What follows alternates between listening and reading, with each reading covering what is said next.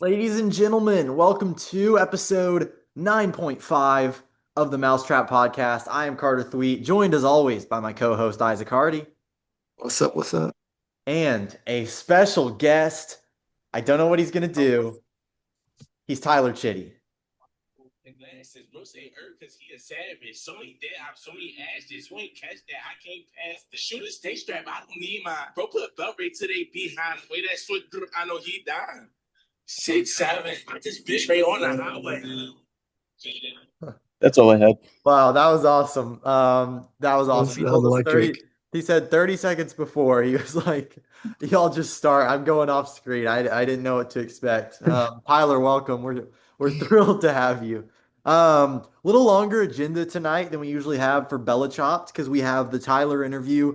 And then I'm kind of introducing a new segment at the end. I think it'll be a fun way to remember some of our Chop teams and to keep Scott Davidson's memory alive. Isaac, anything to add before we get into our agenda here? No, let's just dive in. Let's Actually, just I've, dive I've got a in. little, I've got a special segment too. We've all got special segments. Okay, I can't wait to hear. When is the special segment? Is that now or is We'll that do it later? right after Tyler's interview. All right, so this is the Tyler interview. I'm sure you all recognize these gentlemen on your screen. Of course, there's Tyler the Creator, Tyler Bass, and Tyler Durden of Fight Club. Not a lot of famous Tylers I was recognizing here, but Tyler, it's good to see you. I got a text from you that said you'd been rizzing up the work huz, but I'm sure you've been up to more than that. How's life going? Life's going pretty good, man. Yeah, work's great. Let's see what else is going on. Lansing's CPA, how's the Army CPA stuff? CPA just took a test on Tuesday, so we are waiting for that score back. Felt Uh, good about it. Felt really good about it. The grind's a grind, but obviously, I think I'm doing pretty good. About to head over to Cersei in a couple weeks to see Elizabeth, my sister, and Z. yeah, Is that like a homecoming or is that anything particular or just going? I will be going for homecoming, and I'm also gonna go. We have like a family reunion down there one weekend, so Mm, kind of crazy, but yeah. Crazy times. I gotta ask, this is a little more fantasy related, but we've kind of mocked your team on this Belichick podcast. I don't know if you've noticed that because you and Isaac were kind of the big spenders at the start, but he was always near the top of the leaderboards. You were near the chop zone. We were like, man, Tyler kind of wasted his money. And then last week, Isaac almost got chopped. Your team looks pretty good. Do you feel like you've silenced some doubters this season? Yeah, and I can get into some more specifics because I was just looking at it. I am in the chop zone still, but I feel like I'm yeah, on paper they're low projected score, but I feel like I'm very confident in the team. They've been performing really well. I mean, all it takes is like one bad week and then I'm out. But I mean, I feel like I'm producing really well. That's what she Yeah, said. no, that's not saying your team always outperforms expectations. It's really impressive. I'm also curious in just Belichick, you've mentioned your team and how the unction is not working out for you, and I've kind of suggested maybe you sell. Just kind of what are your thoughts on your Belichick's team? Yeah, unfortunate last week we put up a 125, pretty decent. Would have won against anyone else, but it was a good week. But honestly, yeah, it's a tough injury. We got Joe and we got who else we got? Was it Kittle who got hurt? Hmm. So it's tough. One for the championship, probably not going to happen. But I would be down to trade some people playing for the future, but I'm very skeptical about trading, as you know. Mm, hmm. Yeah, brief Hmm. fact check here. You said you would have beaten anyone else. You would not have beaten Logan. So I did just kind of want to throw that out briefly. Not to shoot you down, but you would have beaten almost anyone else. Still a good week, actually. Yeah, but well done. Wow, you just put on glasses. He brings props. This guy comes prepared. Tyler, anything else that any message that you're just burning to get off your chest before we exit this interview? Oh, I actually got two real quick. I know we have short on time here, but I want to give a shout out to Carter. You know him, Derek Griffin. Derek's been he's a work buddy who's been helping me out with some trades and helped me with the Derrick Henry trade and helped me pick up oh, what's his name? Was it Jawan? What's his name? Juwan Johnson, Juwan Saints tight Johnson. Yeah, so he helped me. He saw who I did pick up. It was like Mark Andrews that one week, and he was like, "What are you doing?" And he was like, "Pick up this guy," and I was like, "All right." So it worked out. Also want to give out another shout out, Carter. Congrats on the big news. Yeah, it wasn't mentioned on last night's Bella Cheeks. Yeah, I have a girlfriend now, so that is a piece of news. Yeah, we can go more into that in incoming episodes, but I appreciate that. I appreciate the kind words. Thank you very much. That actually was going to be my segment. I was just going to ask you to give us a bit more info about that. Yeah, I can. Is that happening now? Sure. Yeah, well, so some guys know this, but I'll just talk a little bit about who this person is, I guess.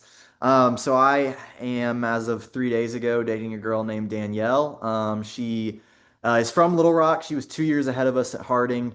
Recently graduated from OT school in Abilene, Texas, and is now studying to get licensed for that and is back at home. She's pretty great. We met at church. Not going to go into crazy details. She might watch this. I don't know. I think she's tuned in before. But yeah, it's been good. It's been a good time. She watched me make mousetrap slides last night and was like there for the recording of that podcast, which is pretty admirable. Were the roles reversed, I'm not sure I would do the same. So I Yeah, respected that. she stuck that one out. She stuck that out. Yeah, for sure, for sure. Unfortunately, it's not all fun and games and sunshine and rainbows because we did have a sad loss this week, an unexpected loss. I don't think anyone was expecting this guy to go this early. I certainly wasn't. Grant Moore has been Bella chopped. Guys, just your initial reactions when you heard this news. He's already got it rough working for the evil corporation Amazon, working nights. It just felt like this was like the one thing, like that, like the last kind of straw that's going to break the camel's back. So, it's a tough one. It's a tough one. Those Mountain Dews, they weren't ready for this. Hmm. It's actually interesting. It was a kind of a back and forth chop zone. It was like Isaac, I think you were in there at one point, and then Carter was in there at one point, and then it was kind of like, oh, what's gonna happen? And Grant just kind of, I think this he had CD Lamb. I think that's kind of what hurt him. But yeah. Hmm. Yeah, I was confident Isaac was getting chopped. I mean, I sent a whole message about it. Didn't A happen, but bamboozling message. yeah, didn't happen. I wrote a little eulogy for Grant that I'd like to read. I think you can tell that I felt a little bit more of an emotional tie to Scott Davidson because I don't know if this one is quite as special, but I did want to say just a few words about Grant here briefly. Oh, Grant, a truly noble friend. I could not believe that this was the end. Don't get me wrong, I didn't want out, but when I heard it was you, I gave a great shout. Not Grant, I yelled. His team's talk of the town. Wilson, neighbors, even Chase Brown. But Chase Brown is bad now. I didn't realize. And neighbors betrayed you, and so your team dies. We'll miss you, Grant, and your active league presence. You loved Bella Chopped, its whole very essence. I have me a feeling you'll be back next year. We'll see these nuts again, a team we all fear. Oh, Any moving. reaction to those words? Do they sum up your emotions? Anything you would add? It's How much powerful stuff. uh, was this Chat GPT or was this your own mind? No, as I've said in past episodes that I know you didn't watch, this is not ChatGPT. I write these myself. I actually think Danielle was there when I wrote this one. Not that she's here to verify, but I write these myself because I care about these people. Grant's a lifelong friend. He's no Scott Davidson, but I care about him, and I just wanted to write a few words. I think my one issue with it is it should have said that Chase Brown is ass now. I didn't realize instead of bad now. Wow, that's two times in two episodes. We're gonna have to up our what's the ratings called? Like PG-13 R. I don't know what that system's called, but Mm. we're flirting with some dangerous territory here. All right, let's take a look at the waiver report. Yeah, waiver Moving Grant, of report. course, up there. Again, Garrett Wilson is just going to be covered up by our faces, and I apologize for that, but I can kind of read it out here. We're going to start though with the bid of the week, not the highest bid we've ever had because Grant didn't really have any super good quarterbacks. But TJ goes out and for $342 gets Malik Neighbors. Isaac, your initial reaction to this bid, $130 higher than you at second place. I mean, Neighbor's been a stud. Of course, he had a dud week, and there's some question marks with Jackson Dart being the starter there. But I like it. I think that's a good price for him. I literally put in all my money for him. That's all I've got left. So I was willing to sell the house on it. Yeah, I would maybe argue a blessing in disguise for you there. You don't want to have $0 at this point in the season, in my opinion. I'm not an expert, but that would just kind of be my thinking. I know you and Chitty are kind of the high rollers, but that seems a bit extreme. Uh, Talk to us about Garrett Wilson, CT. You grabbed him. Yeah, I snagged Garrett Wilson. Looking at the prices here, so I bid $249. Isaac, you came second with 210. So once again, you tried to spend all your money. And then Austin at 201, TJ at 189. So I feel pretty good about this bid just from what other guys put. Like we were all kind of in a good range there. I like Garrett Wilson a lot. I kind of needed him at the flex spot. And I think for the most part, he's been pretty consistent this year. Even when they got destroyed in week two, he had 9 points. He's had more than 20 the other 2 weeks. If Justin Fields is playing, I think they have a good connection from their college days. So I just think I got a reliable flex or wide receiver two type guy. And since I haven't spent a whole lot of money, I'm second out of the 7 teams left. I felt like 249 was a fair price here. I had some bids this week that I wasn't a huge fan of once I saw how they shook out, but this was not one of them. I'm fine with this price. What are you thinking about Caleb Williams going for $303, 199 over the second place bet? Gee. Oh, that's me. Wait, who are we talking about? Caleb Williams? I just want to say I have some thoughts about Caleb Williams. I want to let Chitty talk, but there were some baffling bids this week. I'll say that, and I'll let Chitty take this one. Um, my personal analysis, I feel like he is playing very well right now. I mean, I feel like definitely quarterback you want to have $300. I don't know. I think it's an overbid. But hey, he's been playing well the past couple of weeks. If that keeps up, I mean, he's looking like a really good quarterback. So I mean, hey, go big or go home. Yeah, Austin certainly did. I'm impressed you didn't say anything about Caleb Williams' tendencies, shall we say. Um, Austin, I cannot fathom this bid. Okay, $303. The next highest bid was 104. Austin has Justin Herbert and Daniel Jones, who's been really good. Like, why do you need to do this? $303? I don't understand it at all. I know he put up 29 points last week, whatever, but like you've got fine quarterbacks. It's just so much money. And even if you think it's a fair price, look at what other teams bid. I'm not sure this was the worst bid of the week. I think we'll get to that, but it's way too high for a quarterback who basically had one good game when you've already got two fine quarterbacks. Austin's team's better than mine, and I'll give him credit for that. I'm not saying I'm an expert, but I do not mess with this bid at all. This is a second worst quarterback decision after taking CJ Stroud in the second round of our Dynasty Startup Draft, which is the worst quarterback decision. Remind me, who did that? Austin. Ah, fitting. We'll get on to Josh Jacobs here. Also, real quick, before we do, Chitty, out of these top four guys, only one bid for you, and it was 100 on Malik Neighbors, which I kind of feel like we know isn't going to hit. What was your bidding philosophy this week? Yeah, I mean, I'm low on money, and I also felt pretty confident in my team. I do have some weaknesses. I mean, I am looking at a quarterback. I could use a wide receiver, but I didn't feel like, one, I was not going to get that bid for Malik with my money, and I was just going to throw something in there. And I wasn't really pushing towards any players this specific waiver wire, but yeah, I was just conservative this time. Yeah, and I'll Yeah. actually say real quick, if you could survive this week, which right now you're in the chop zone, but if you can Hmm. survive, you're in a pretty good spot because believe it or not, you're actually third out of seven in money remaining. Like everyone in the league is low on money, so you're not in a terrible spot. Obviously, hope you don't get chopped this week, but I mess with the philosophy. And there was a pretty close bidding war here, Isaac, for Josh Jacobs. Yeah, I don't think Josh Jacobs is a needle mover, but I don't hate it. TJ's team definitely improved getting Neighbors and Jacobs here this week. I think that's really solid. Just one thing you mentioned earlier, you just mentioned Chitty, how you were low on money, and I think that's ironic that you mentioned that in the week that Grant gets out because we just know how much his family has struggled with money over the years and just how we kind of got out the mud. So I just thought that was really fitting to bring up the financial times on the week Grant got out. Yeah, and you can tell too, Grant, I mean, he didn't spend a lot of money in this league. You can really tell that he has this frugal nature from the Hmm. way that he was brought up. His parents were counting every dime, and I think you could really see that in the way his team played. I actually feel like he was very responsible with his budget, which is why I feel that it was so unfair that he was Hmm. chopped so premature. Devastating. Yeah. Yeah. Let's Let's get move on to on to our screen next set of two. waivers. There's so We'll much going bounce through on the these. screen because I just want to say I know this slide looks awful, but I think as we get further and further, there's more and more good players on waivers, so we're gonna have more and more additions. So I was trying to squeeze everyone in. Probably could have made a third slide here, but we move. Um,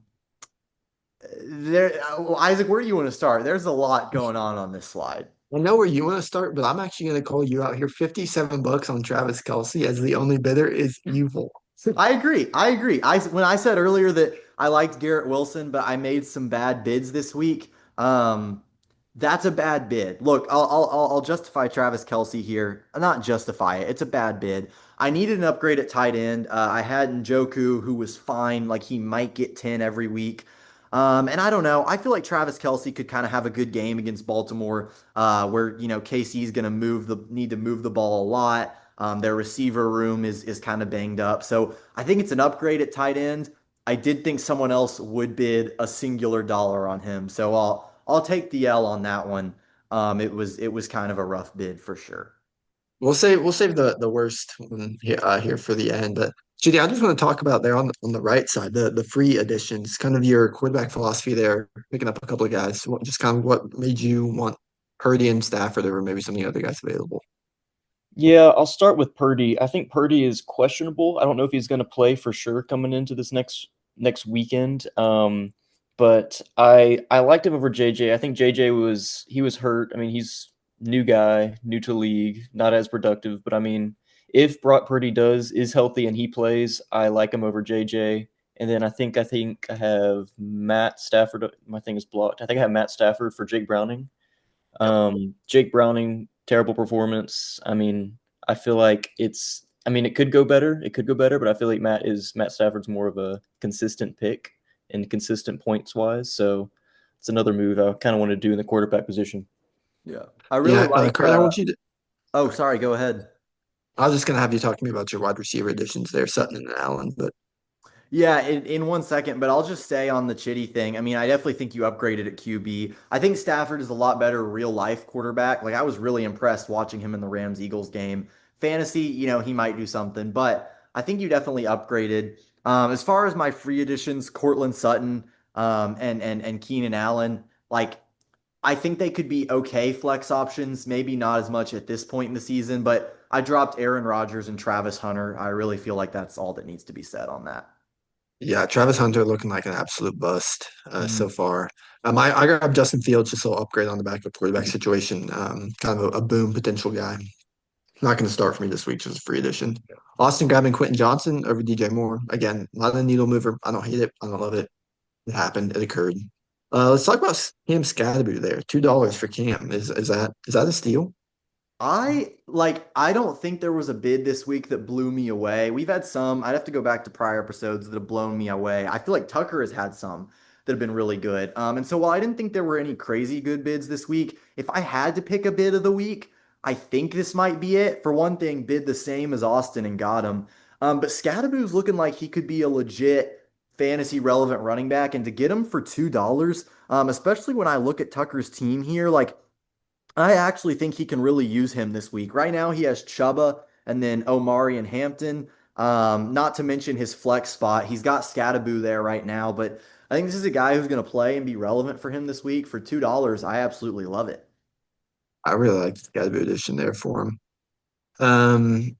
Should you talk to me about $5 on Dak Prescott? Obviously, you lost out there, but what made you want to spend money there instead of on Stafford or Purdy, who you grabbed later?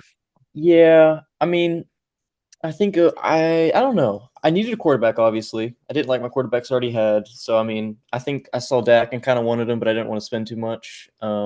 Maybe I could have. Maybe I should have pushed more for him, beat out Carter, but time will tell. But Yeah, I think I'm happy with my quarterbacks right now that I just picked yeah. up. So. I mean, Dak did lose his wide receiver one, which we'll talk about here in a moment. Carter, I'm curious your thoughts on the Chase Brown edition, 24 bucks.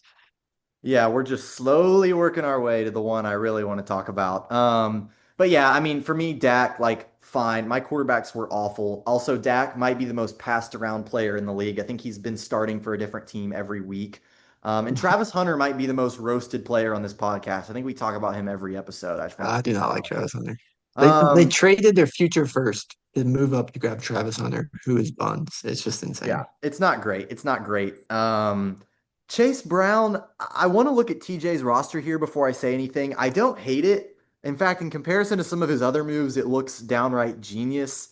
Um, I don't know. I feel like this is a decent buy low for TJ here. Like Chase Brown hasn't been great, but he got some receiving work last week, and I think there could eventually be a thing like you were saying earlier, Isaac, in an earlier episode where, Jake Browning, they're struggling, they start feeding him the ball on pass plays.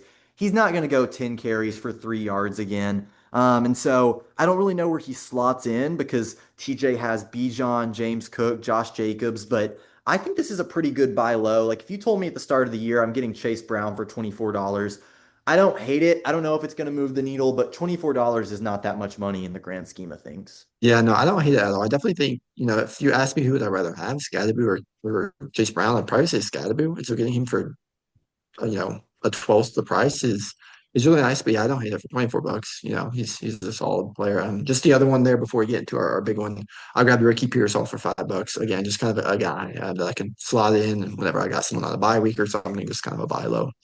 So before Carter and I dissect our CD Lamb edition, yeah, I just want to kind of hear your thoughts on that. A little ball knowledge test for you. 153 bucks for CD Lamb. Good? Overpay? Underpay? What's your thoughts? It depends on because he's injured right now, but I don't know how severe that injury is. I noticed that I don't know. Was I the only one? Were me and TJ the only ones to bid on him? You were. I did not crop anyone out of that picture. That's kind of crazy. I feel like that was going to be. I think it was just a sleeper pick. I was like, I really hope that I can just get him for free because everyone's thinking he's just going to be hurt for some reason. But yeah, I think if it's only just a small ankle injury, he's going to be good in pretty soon. Pretty soon time. So I mean, I don't know. I feel like maybe I could have put more in, but again, I'm low on money, so I mean that was kind of a risk. So yeah, Yeah, no, I think CD Lamb for $0 would have been great. I think CD Lamb for $5 would have been fine. I think CD Lamb for $20 would have been, oh, it's a little bit crazy. CD Lamb for $153 is the most insane thing I think I've ever seen in my life. And I say that fully knowing I could be chopped next week. That still does not make this a good move in any stretch of the imagination. CeeDee Lamb did not practice on Wednesday. He's expected to miss 3 to 4 weeks. That's our season. The season's over. It's done. And CeeDee Lamb, and oh, he comes back in week 9. If your team's even still around, you think he's just going to come back and instantly put up 25 with how stacked the rosters are going to be by that point? $153. I'm in shock. Maybe he could come back for a championship. That's where you could maybe justify like a 5, 10, hold him on your bench for a while type of addition. But yeah, 153. Especially just when you look at he could have gone for one. That one's got a bite for sure. But TJ made a lot of moves this week. He picked up Chase Brown. He's got CD. He grabbed Neighbors. He grabbed Josh Jacobs. So maybe some of those other additions are going to kind of hold him over. But yeah, this might be one where he looks back. He's like, man, I wish I had 152 bucks back off of that. Yeah, I mean, I think I think TJ made his team a lot better this week. I think his team's better than mine. I don't think his team's going to get chopped. But it's the kind of move that makes me wonder if he even knows that CeeDee Lamb is hurt. Like I can't fathom this bid. If CeeDee Lamb comes back and wins him the championship with a 30-point performance, I guess I'll apologize. But until then, um, you just need a guy who can play like in the next 2 weeks for that amount of Hmm. money, and especially in a 10-week season. Yeah, not a fan. All right, so we'll dive into our top predictions here, and then we'll move into your final segment. So Carter, I assume you've got your setup first. Yeah, I do. I really think it's a battle of only two teams this week. I think there's a third kind of sleeper contender, but I'm going to be honest. I think sleeper has it right. I think it's between me and Chitty. And it's really just a toss up. I wasn't 100% sure. They have Chitty in the chop zone right now. And I did end up picking, I'm sorry, Mr. Tyler Chitty. Um, I just look at the team and it doesn't wow me. Jamar's situation is weird. Both your running backs have really tough matchups. David Montgomery against Cleveland Jonathan Taylor against the Rams. I'm sure he'll do fine, but it just feels like it could be a 12-point performance when you're used to 25 from him. Jawan Johnson against Buffalo. Is this the week the Linsanity run kind of cools off a little bit? I think you've got some options on your bench. Brees could come in. Purdy could maybe come in for Stafford. But it's really a toss-up between the two of us. I'm not 100% confident. The one sleeper I'll throw in real quick, because I think we're doing really good on time. I'll throw in Tucker, who, it's not a crazy sleeper because he's literally ranked third. But his skill positions are just a little weak to me. Like, I don't 100% trust Drake London. The running backs aren't amazing. Is Scattaboo going to get better? Chuba, Hampton, guys who aren't, fantasy bona fides. I just can't pick a team that has Lamar and Josh Allen to get eliminated. But Tucker, I think he needs to upgrade his skill positions a little bit shaky. But I really think it's a two-man race this week, me and Chitty, and it's 50-50, so I'll just put Chitty to make myself feel better. Yeah, I threw in Tyler as well. I think just that quarterback situation makes me nervous. Patrick Mahomes, Matthew Stafford, great IRL, not great fantasy guys. And you just got a lot of red matchups there, a lot of tough teams. Jamar Chase, what's he going to do with Browning? All of that. But I will say if Jaden Daniels doesn't play this week, I think Carter is a lock to get chopped. So Chitty, I'll give you a moment here to maybe just defend your team. Why are you going to make it through this week, um, and survive one more? Yeah, I'm no stranger to the chop zone. I was struggling week one. I was almost chopped. And then I feel like I made a great comeback the past couple. It's been 2 weeks. Yeah, it's been 2 weeks. So I feel like my team's been playing well. There are some weaknesses, but I feel like I had some good additions. I got Emeka Ibuka. Is that how you say his name? He's pretty good. Yeah, And close then enough. For um, reference, it's a Mecca Egbuka. oh, But same thing. it's fine. But honestly, I think my team is just everyone looks at it and it's like, oh, this team's not good, but no, they've been putting up good points. Jonathan Taylor, $500 has been carrying, so hopefully he and the Colts continue to keep on going. Yeah, But it's they, been a yeah, good one. but like Isaac said, Jane Daniels, I wasn't sure if Jane Daniels doesn't play, that could be a hit. And I'm looking at Tony Pollard. Yeah, no one picks players on the Tennessee Titans, so that's bad. And then we have Travis Kelce, washed. We I, have I will Jackson. say, Tony Pollard just got traded for what, like a second and a third in Belichick's, which is just a heinous trade. You think what? You think who got fleeced? I don't think Tony Pollard has much value. Yeah, I was happy to get that. I was happy to get that. Right. Yeah, I mean, look, neither of our teams are perfect. I think it's between the two of us, and I wish you luck. Although, if there is anything we learned last week, it is that chopped fantasy football is a fickle beast. And that brings us to our last segment. We're not really starting it this week, because it needs kind of 2 weeks to marinate, but I'm just going to introduce this briefly. This is called the Fickle Beast Award. Okay, and could one of you guys just read that quote down in the bottom right real quick? Yeah, so this is an all-timer from Scott, of course. Chopped fantasy football is a fickle beast. So I saw that quote. I thought it was great. And then what happened this week really reminded me of it. Like, I thought Grant had played the season incredibly well, hadn't spent a ton of money. His team was nowhere near the chop zone. And then Malik Neighbors scores 34 points less than last week, and CeeDee Lamb gets hurt. And it's like, man, this game is really unfair. It is truly a fickle beast. So what we're gonna do right now, Grant, he's holding the belt, to use a wrestling analogy. He is the Fickle Beast Award holder. And so next week, whoever gets eliminated, we're going to see if it's a more unlucky, unfair situation than Grant. And if it is, they'll become the new Fickle Beast holder. If not, Grant will go on another week. And so it's just a fun way to kind of remember some of our teams that have been chopped, see who had the unluckiest situation. I think Grant's going to be hard to beat. For instance, if I lose next week, it will not be a Fickle Beast because I'm kind of supposed to. So we'll see what happens, but I think this will kind of be a fun segment that we'll do going forward. Yeah, no, I like it. I'm excited to see TJ up here on the Fickle Beast Award and grab CeeDee Lamb off waivers for $1 next week. That's my sleeper chop prediction. Yeah, I believe that's all. Chitty, phenomenal guest. We really appreciate it. We appreciate your musical entrance, some of your insights. Any message that you want to leave the people with before you go? No, this is shout out to TJ. Was he the one that get this all together? I mean, this is a really good concept. I've never heard of the Chop League before, but definitely an awesome thing. Takes away from my disappointments in Belichick's. But yeah, no, thanks for having me. This has been awesome. I do listen to these at work. I do listen to these. These are very fun to listen to. So y'all are doing a great job, and honored to be involved. We That's appreciate it. I have been evangelizing to people at work about Guillotine is the official name or Chopped leagues and how great they are and how even if you lose in all your other leagues, there's only a 1 in 10 chance you lose. It's great. So I've been telling people what a great idea it is, how interesting the waiver wire is. Can't say it enough, TJ. We appreciate you. Even if I disagree with some of your waiver moves, they wouldn't be possible without you. could you imagine if we had like 18 people in the league, like you could have, and we went the whole season? Like that would be insane. Yeah, that'd be a lot. Like I don't know. Like spending would go down, but then with 18 people to be, spending almost would go up. It'd be wild. Yeah. I think like the best range is like 6 or like 7 people. Let's call the pod. I think that was good. Thank you all so much for watching. Anything to add before we head out?